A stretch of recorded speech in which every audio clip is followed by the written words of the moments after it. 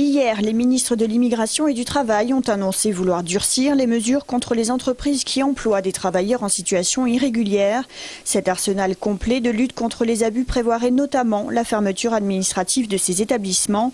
Des déclarations malvenues pour la CIMAD. C'est nier une réalité qui est que des travailleurs, même s'ils sont sans papier, aujourd'hui ils exercent un travail, ils perçoivent un salaire. Et donc de répondre comme ça, on va fermer ces entreprises-là, c'est tout simplement à côté de la plaque. Et ça ne résout en rien la question. Il y a des réponses à apporter. Quel statut on donne à ces personnes? Comment on sort de cette situation conflictuelle? Contactée par plusieurs préfectures du Sud-Ouest, la CIMAD 31 refuse également de participer au débat sur l'identité nationale. Une ligne de conduite que l'organisation s'est fixée depuis 1939, date de sa création. Aujourd'hui, il s'agit surtout d'aider les sans-papiers.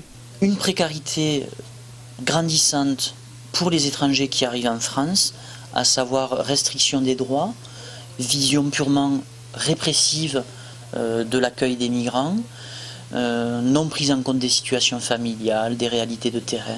Dernière grosse mobilisation en date de la CIMAD, le démantèlement très médiatisé de la jungle de Calais où des Afghans avaient été placés au centre de rétention de Cornebarieux, même si l'essentiel du travail se fait au jour le jour.